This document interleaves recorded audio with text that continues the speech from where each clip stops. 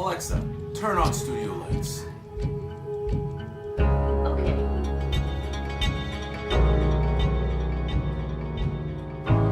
Alright. Today, I want to talk about movie trailers. And I don't know about you, but when I go into a movie theater, man, one of the things I look forward to, movie trailers. Man, I love movie trailers. It's one of those things where when I was growing up, man, I used to make these little fancy, well, I can't really call it fancy, but these little movie things, these trailers of the upcoming pictures, you know, flashing up to you and stuff like that. Macromedia Flash, I think it was called.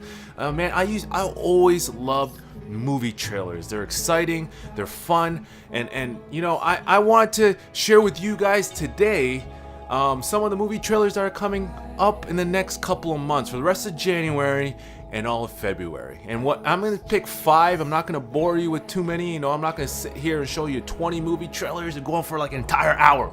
All right, I'm not gonna do that. I'm gonna sit here. I'm gonna give you 5 of the best up and coming movie trailers. And I know that there's a lot of movies coming out that I'm gonna miss some. So I went through the liberty of looking through them and just picking 5 of the best movie trailers for movies that are coming out within the next 30 to 60 days. All right, so first one I want to start off with, guys, today is one of my classic favorite horror movies. Now, when I first watched this movie in part 1, it freaked the shit out of me. And reason why it freaked the shit out of me was because the very first time it came out, I've never even heard of it. It's based off a Japanese classic, and when things were happening on the screen, I was absolutely baffled. And I got a true story to tell you about this one, but first, let's check out the trailer for Rings 2. Check it out.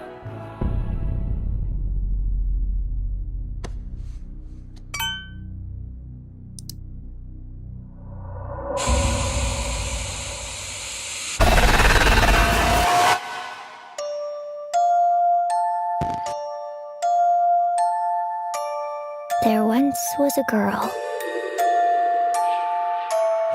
No one dare speak her name. In death, she seeks vengeance for a life filled with pain. Once you see her story, you have 7 days to live. Because she does not forget. And she does not forgive. What do you offer me? Now, Rings 2, that movie trailer, you know, to me, it's like, it's just bringing back memories, man. When I first watched Rings, The Ring in part 1, let me tell you a true story, and this is a true story, ladies and gentlemen. If any of you guys have even watched The Ring before, you guys know all about the TV going all fuzzy with the snow and the sounds and all that weird creepy ass video. When I first watched The Ring, I came home, it was like middle of the night. All right, I come home and I swear to you, and there's an explanation to it now, but I swear to you, I was in the kitchen, and my old house where my parents live right now, when you walk into the kitchen, there's this big cutout on the wall that kind of connects the kitchen to the living room, and I had a TV there, and I swear to you, I went to the fridge, I was gonna grab some food, and all of a sudden the TV went snap. It just turned on, and the snow just went. And right after I watched the movie for the very first time, let me tell you, I froze, and I thought I was gonna die. I thought that girl was gonna show up on the TV. I thought I was gonna have 7 days to live. Oh my God, I freaked the hell out. And that is a true story, but the explanation to it was that apparently, I mean, I hope this is the explanation. This is what I told myself, was that the TV was on sleep mode. But who really knows? Look, the second trailer, guys, I can't wait to see that. The second trailer that I'm gonna go with is kind of this really, I'm gonna go along with the whole kind of creepy vibe right now. The whole weird stuff that kind of creeps you out. Now, this movie, I mean, I love the way they marketed this movie. They came up with these little these little, it wasn't even trailers, they were like images with these creepy sounds. And to me, I'm a big fan of the actor. You know, I've seen him in a few things before. I can't necessarily recall right now right off the top of my head where he's from, but I know that I've always liked him. You know, but what really fascinates me about this movie is that it's got this really weird, almost fascinating cinematography. It's got very nice cinematography, and just the trailer alone. So I can't wait just to watch it for the cinematography. It's got a creepy feel to it. I mean, you guys just gotta check it out. It's a movie called A Cure for Wellness. This movie looks amazing. So I'm gonna show you the trailer, guys. Check it out. There is a sickness inside us, rising like the bile that leaves that bitter taste at the back of our throats. It's there in every one of you seated around the table. Only when we know what ails us can we hope to find the cure. What do you make of that? Clearly he's lost his mind. Our thoughts exactly.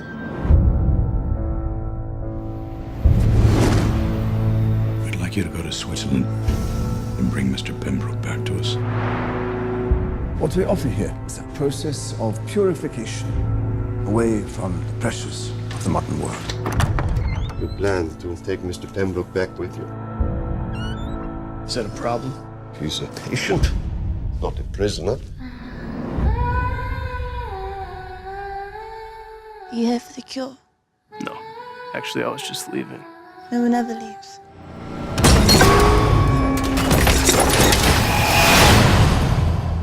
Welcome back, Mr. Lockhart. Signs of concussion. Depleted immune system. I would like to recommend a treatment. Think of it as a cleansing of the mind, as much as the body. Some patients experience visions. But rest assured, it's just the toxins leaving the system. There is a terrible darkness here. That was 200 years ago.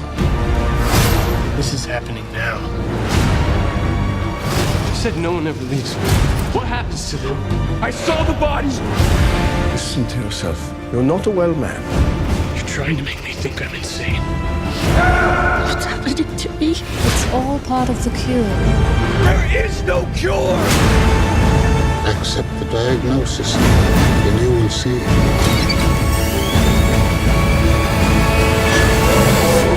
it's wonderful here.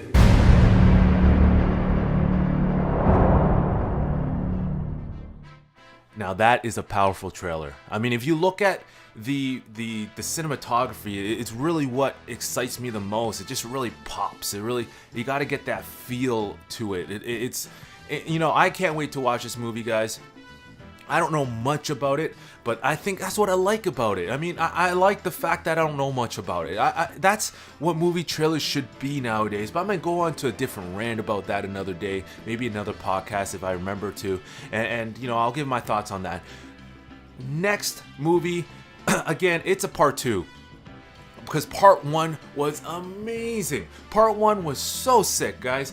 Part 1 got me off my feet. I remember I was sitting there cheering, doing Scarborough gunshots and shit in the air, guys, when I was watching this movie, John Wick 2. I mean, come on, if you guys have seen John Wick 1, you guys would be absolutely excited for this movie. This movie looks so sick.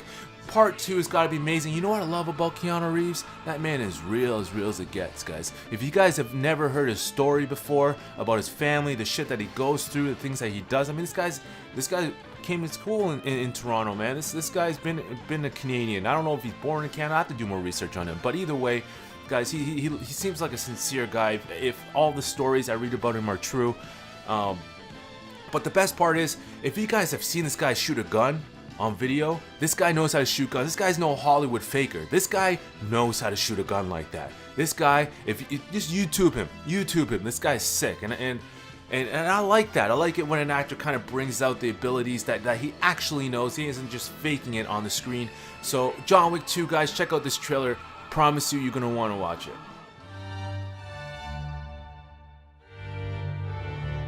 Welcome to Rome. Is this a formal event or a social affair?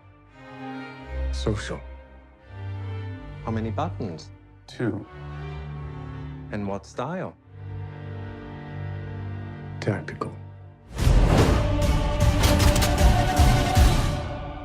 Mr. Wick, do enjoy your party. How good to see you again so soon.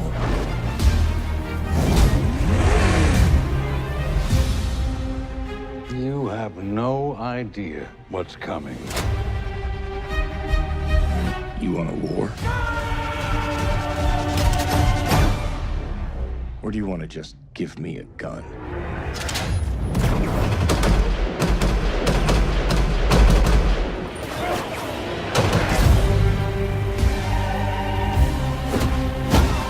Whoever comes, I'll kill them all. The man, the myth, the legend. John Wick. You're not very good at retiring. I'm working on it.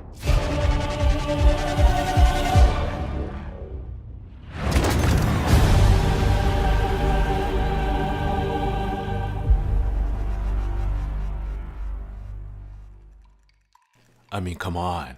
The action in part 1 was so good, and the action in part 2 can only be better, right? I mean, that's what I hope. That's what I really, really hope. I think Common's alright. I think Common's a decent actor, man. I think he does alright.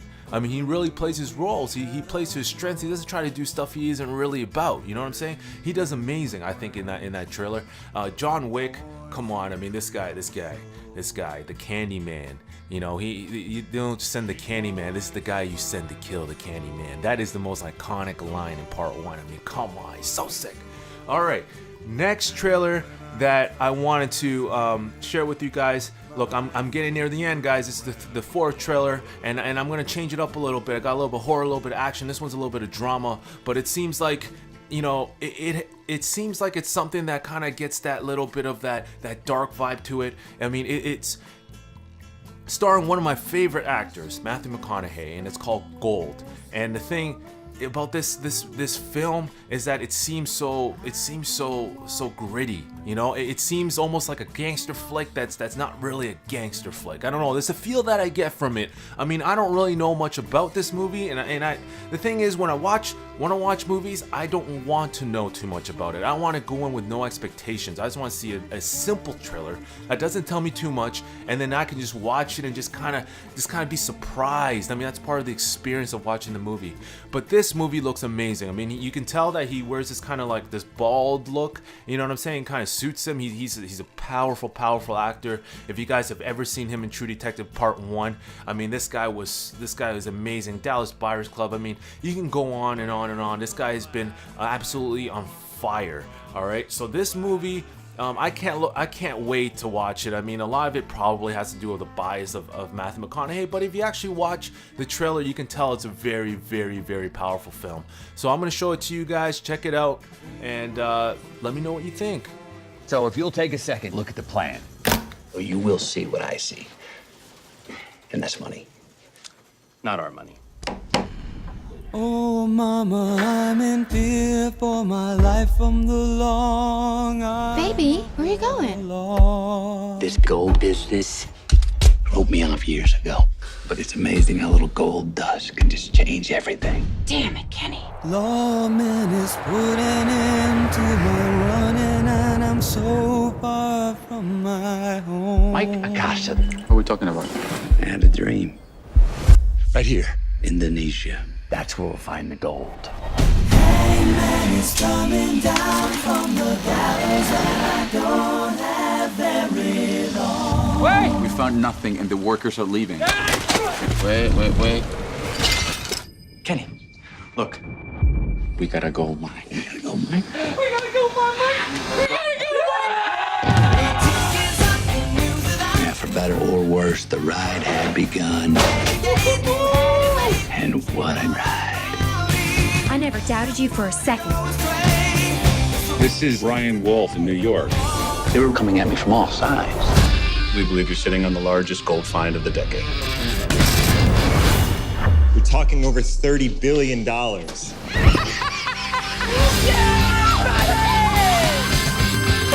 Washoe Mining turned into a rocket ship. Wells cut a deal. Who cut a deal with him?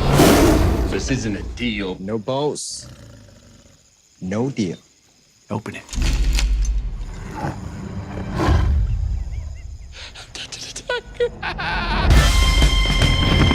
Other very powerful people are very angry. The military is taking over the mine. These people are using you. They can just steal it away. This is the FBI! The gold is mine. I found it. And the only question I'm left with is, how did $17 billion disappear overnight? Then I don't have very long.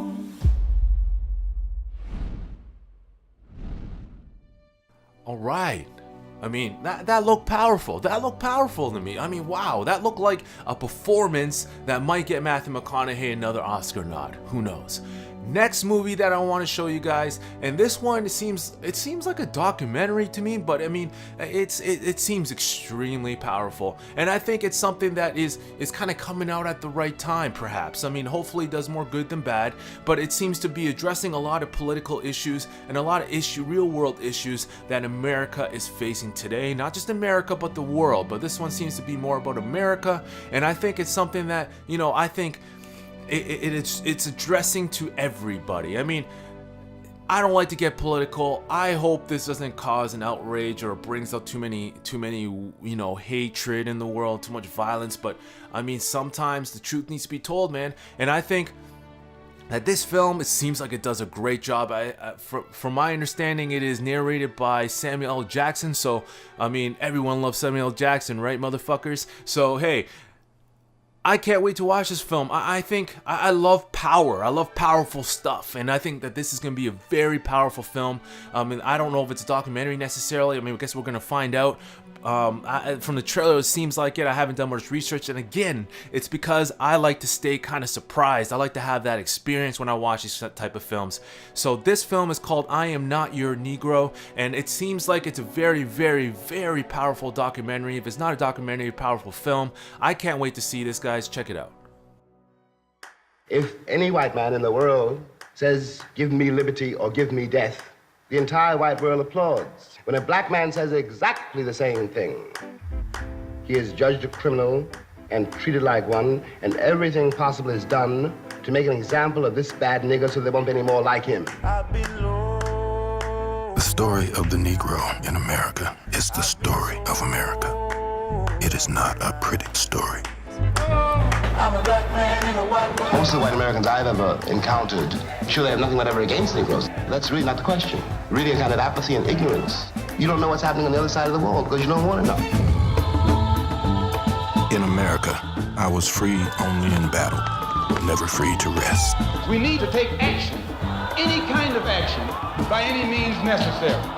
They needed us to pick the cotton, and now they don't need us anymore. Now they don't need us, they're going to kill us all off.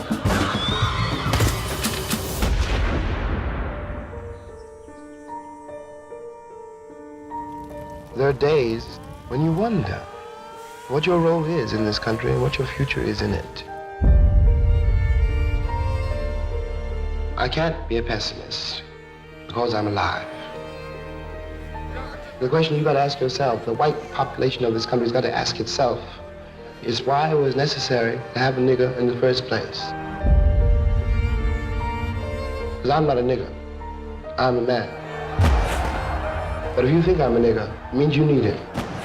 And you gotta find out why. And the future of the country depends on that.